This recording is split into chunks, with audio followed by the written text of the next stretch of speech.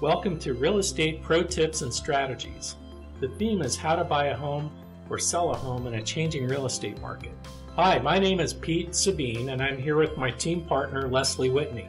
We are real estate professionals with Compass and the 5-star real estate team here in the San Francisco Bay Area. We want to share with you our real estate expertise to give you a competitive edge and provide insight with useful information so you can make an informed decision for your next home purchase. Leslie and I break down the most important aspects of real estate. Future podcasts will reveal how to navigate as a home buyer or seller. Let's begin our podcast. Hello and welcome to this episode of Real Estate Pro Tips and Strategies. The topic today is the top 10 reasons why your home has not sold. After you put your house on the market, you might be hopeful for a quick sale, especially if you've invested a lot of money improving the house and if in your neighborhood. After you put your house on the market, you might be hopeful for a quick sale, especially if you've invested a lot of money improving the house and if your neighborhood is in high demand.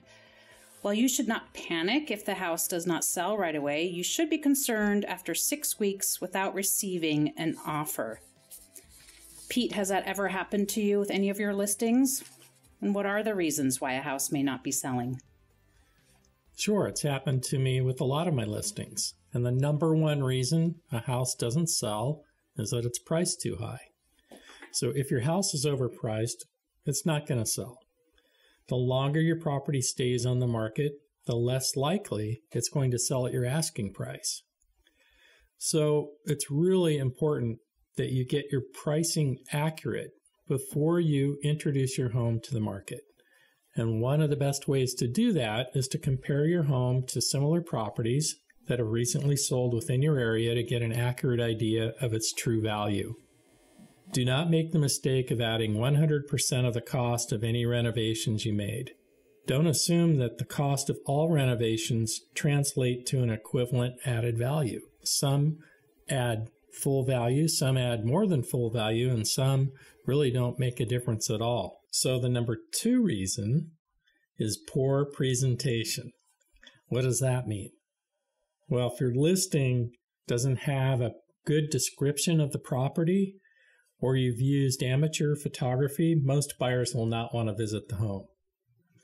So make sure that your realtor creates a listing that attracts the attention of buyers with professional photos and video of the interior and the exterior of the house. So what's the number 3 reason? You're too attached. What does that mean? I think that means you're too attached to your home.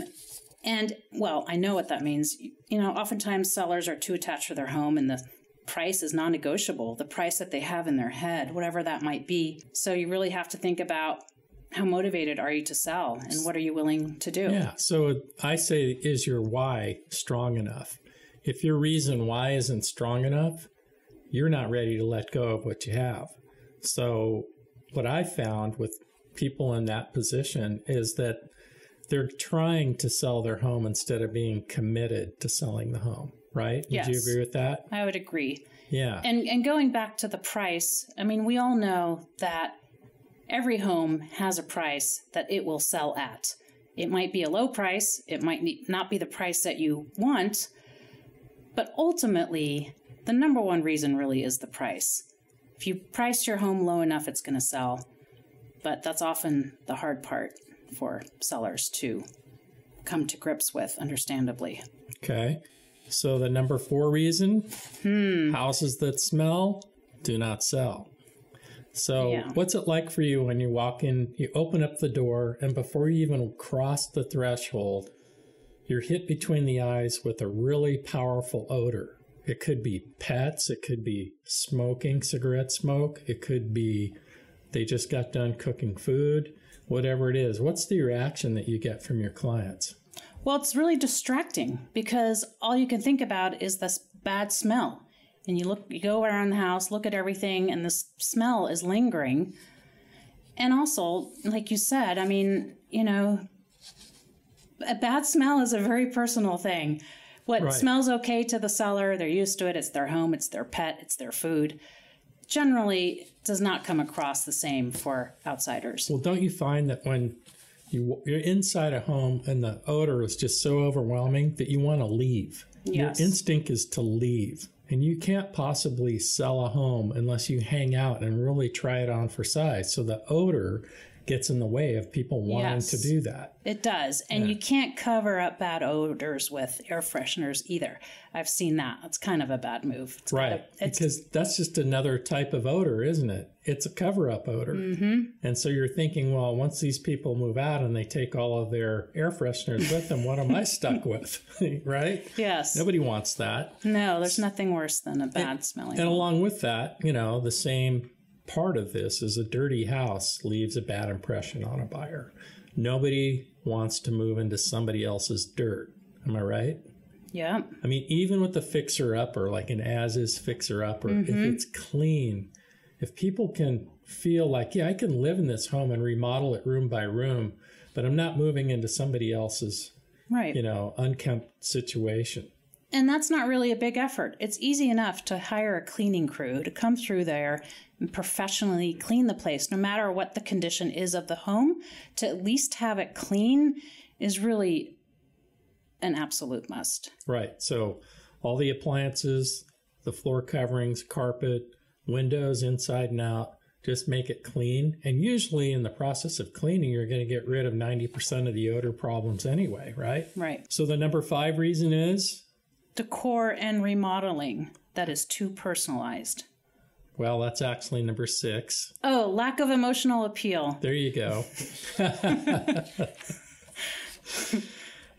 So lack of emotional appeal. So if the home is vacant and there's nothing in it, when you walk inside a vacant home, what do you feel? What you feel is there's no tug on the emotional heartstrings, is there? Right? It just feels like a big, cold, empty dwelling. Kind of echoes when you walk in. Yeah. Right? So I learned this a long time ago with staging. Staging didn't exist until the late 1980s, early 1990s. And I discovered staging by a decorator that was doing this in Washington, up in the Seattle area. And my partner and I, at the time, were representing a lot of custom home builders. And what we learned about custom home builders is they know how to build a house, but they know nothing about marketing and presenting a home. So we had all these high-end listings for sale. All of them were vacant. In a hot market, you can sell anything to anybody in any condition, even if it smells. Okay? But in a market that's not so hot, you're going to get stuck with houses that aren't selling. And that's what happened with us. And that's when we learned the power of staging. So we had all these high-end homes sitting on the market vacant, never been lived in, brand new homes, beautiful homes.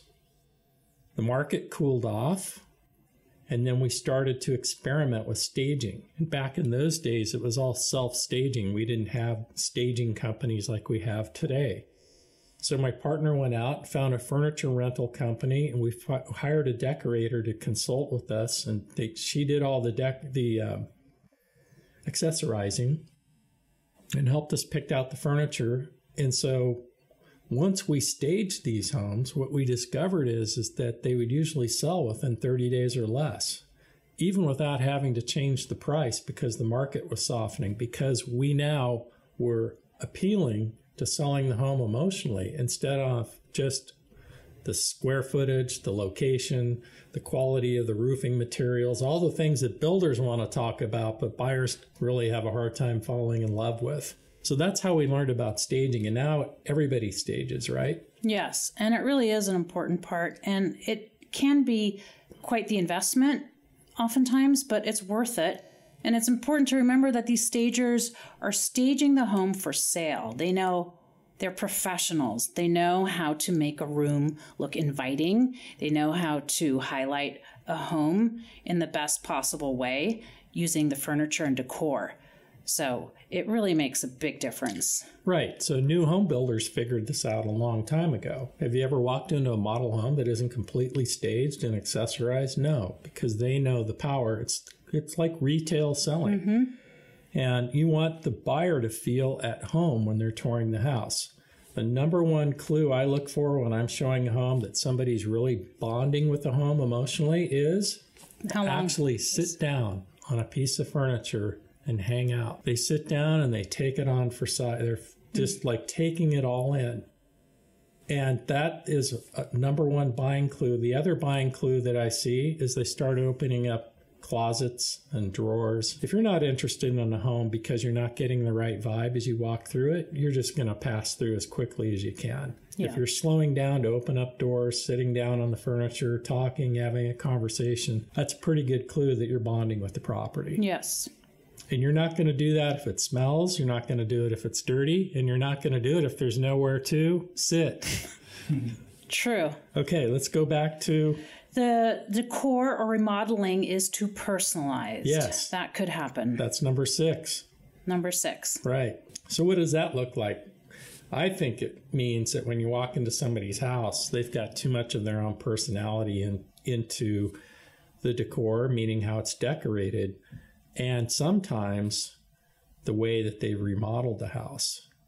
I remember the time I walked in on a listing appointment and the bathroom, the guest bathroom, we opened up the door. It was black. The walls, the ceilings were all painted black, black tile, black bathtub, black sink, black everything. Mm-hmm. And you turn the light on and it was still dark in there, and it's like, what are we going to do with this? And they spent a lot of money making that bathroom black. I'd never seen a bathroom before that was all black. And I knew that was going to get in the way of selling the home. Right. Even though it might be a relatively easy thing to fix, such as, paint color often is, but it's just like the smells, it's distracting to the buyer, the potential buyer. And it's just not necessary to have that distraction. So usually when people prepare their homes to sell, one of the things that they usually do is paint. So if you're going to paint, why not consult with a decorator and paint the colors that are currently trendy and popular, and really help to evoke that warm vibe that make the house feel younger with decorator colors, as opposed to trying to get it right on your own and either choosing the wrong colors or painting your cabinets bright red because you like it. Mm-hmm. I remember this home in a very high-end neighborhood. They painted their kitchen cabinets red. And they were beautiful high-end cabinets. They were just the wrong color. That house sat on the market for over 6 months. They ended up changing the price 3 times. And the house finally sold, and they took a $150,000 loss, when if they had just painted their cabinets and spent $5,000 to paint, the house probably would have sold and they would have saved $145,000 over paint. Right. And oftentimes sellers feel like, well, I don't like gray. I think that's ugly, or whatever the case may be. But you really got to put your own personal taste aside and really trust your realtor or your stager or whoever you're consulting. Trust them that they know what most people like and enjoy, and what is attractive to most people. That's important. Yeah, that's a great point. And usually when I'm getting resistance around following what the professionals suggest, whether it's a stager, a decorator, whatever it is, and I'm getting resistance from the owner, that's a clue they're not ready to let go. That's a clue that their why isn't strong enough, and that they're going to try to sell instead of being committed to sell and doing whatever it takes to get the house sold, and do it in such a way where they can get top dollar for it. Right. Okay, so number 7 is... Less is more. Less is more. And what does that mean? That means that if you have too much of something, it's going to get in the way. Less is more. What it means is that you have too much stuff. You have too much furniture. You have too much clutter. You have too many pictures on the walls. You have too many knickknacks on your kitchen cabinet drawers. You have too much stuff. When you open up the closet door, you have to stand back because there's an avalanche of stuff coming at you from the closet. So less is more. What that means is that part of staging your home and presenting it well is thinning things out. You want to make the house feel as large as it possibly can as you're walking through, because that spatial quality is what people equate to value. If the house feels too small, it might not be too small physically in size, but it's got so much stuff in it that it feels smaller than it is. Yeah, that's not good. Space is a commodity, and people like things that are spacious and roomy. So that's a good tip. The next one is too many repairs are needed. What does that mean? That means that when somebody walks into a home, they feel overwhelmed with what we call deferred maintenance. What's deferred maintenance? Well, it hasn't been painted in 15 years. Or the roof has a 30-year lifespan, and that was 35 years ago. Things like that, like deferred maintenance, property that needs to be updated, repaired, that type of thing. Unless you're selling a fixer-upper, buyers understand when they, if you're selling a fixer-upper, that they're expecting it to need work. But if you're not selling a fixer-upper and you're asking a retail price, meaning you're competing with houses that have been remodeled or updated, it needs to be in good condition. The systems need to be operable. The HVAC, the plumbing, the electrical, health and safety issues, things of that nature.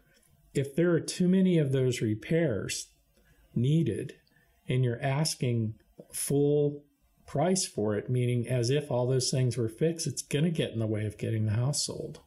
Right. And also, I know we talked about this before about how to prepare your house for sale, but that's why getting these inspections and getting everything checked out is important, because even if you're not going to do the repairs, the next best thing is to at least have or provide a good picture of what is needed to get the house repaired, so that the potential buyer knows exactly what they're getting into and knows exactly the condition that the home is in. So that's, at the very least, is to prepare those reports. So the next one would be the market trend has changed. What would that mean? It means that while you're on the market has shifted. So what that looks like is when you first interview a realtor to sell your home, the market could be really on fire, could be a hot seller's market. By the time you get the house prepared and ready to go, 3 or 4 months later, the market has tempered. And usually there's a shift in supply and demand, or there's some external event that's happening with interest rates going up or down, or whatever is happening, externally that could change a market trend. And it can change while you're on the market. So the trick is paying attention to the market trend while you're on the market and being mindful that it can change, because if your whole strategy and presentation is geared towards one type of market trend and now you're finding yourself in a different kind of a market, you need to make course corrections to align with the market that you're in. And if you're unwilling or unable to do that, then you need to sit it out and wait till the market shifts again, and that could be a long time. So your realtor should be monitoring the competing homes for sale and the supply and demand ratio and communicate with you to make any adjustments in your marketing and pricing strategy while you're on the market. Good ideas. And also along those lines, it's really helpful to keep track of feedback that you've gotten from potential buyers and to see if there's any sort of pattern there. If you're getting a bunch of feedback that, I don't know, could be anything, that the backyard is too small or the kitchen's layout is too odd, then, at least you might get an idea of what's holding buyers back. Feedback is really good, and it's very useful to have your ear to the ground and pay attention and be open to the feedback. It might not be what you want to hear, but it's usually what you need to hear. And so that's super important, that you don't be lagging. You're not lagging in the direction that the market's going, because it's costly to catch up with it. If you're not making course corrections from the feedback that you're getting and the reports you're getting from your realtor about what's going on in the marketplace with sales activity, if you get behind that curve, it usually ends up costing you more to sell it, because by the time you figure out that you're behind that curve, you're going to make 2 or 3 substantial price changes in many cases to get caught up. Whereas if you had just made smaller course corrections earlier, you could have gotten it sold sooner than that. And that leads us to the final point, which is you hired a novice realtor, which really is what we're talking about, because getting the feedback, keeping your pulse on the market, all that is really done by an expert realtor. And so who you hire is important. Well, there are some realtors that have gotten into our business recently. They've never been in any other kind of a market than the one that they got into when they got their license. So they don't know any better. They didn't have to navigate through a buyer's market when they got started in the business. It might have been a seller's market, and now it's shifted, and they're not even aware of the clues of what to look for when things change. And a market in transition is one of the most difficult markets to get a sale together, because the buyers know the market's changing, but the sellers are holding on to yesterday's market. And so when you have that difference of opinion, it's hard to come to a meeting of the minds and get an offer accepted when the buyers are making different offers based on a different market. So when you hire a realtor, hire a seasoned professional that knows the local market. It makes all the difference in selling your home. You can avoid making these mistakes by hiring somebody that's experienced and following their advice. And, as you're looking for realtors to hire and as you are interviewing, it might be a good question to ask them. What are you going to do, Mr. or Mrs. Realtor, if my house doesn't sell? What is your plan? Right. And that might be eye-opening to see how they respond and see how they've thought that through, because that's an important thing to think about ahead of time. Yeah, that is a really valuable question to ask in an interview when you're selecting a realtor, because if the realtor doesn't have a plan B besides a plan A, you're going to be in trouble if things change. Right. And that is a clue that you're dealing with a novice rather than a pro. Pro's been there before. That's the difference. The pro is there to help you see around corners, quote unquote. In other words, they've been there before, so when they can sense that things are changing, they can come to you early in that shift and say, look, I think this is where we're headed. This is the feedback we're getting. My experience tells me you have to change this, you have to do that, so that we're getting ahead of this instead of being a victim of it. Yeah, good things to think about. Well, thank you for listening to this episode of Real Estate Pro Tips and Strategies. I'm Leslie Whitney, and I'm with Pete Sabine. We are the 5-star real estate team, and we know how to set the stage for your success. Call us to win with us at 925-297-5335. Discover more real estate pro tips. Find our podcast at 5starrealestateteam.podbean.com. Thank you. Thank you for joining us for this podcast. We hope you enjoy our real estate pro tips and strategies, and we encourage you to share our podcast with anyone you know who is looking to buy or sell a home. Be sure to like and subscribe, and if you're watching on YouTube, feel free to ring the bell next to the subscribe button so you won't miss a single episode.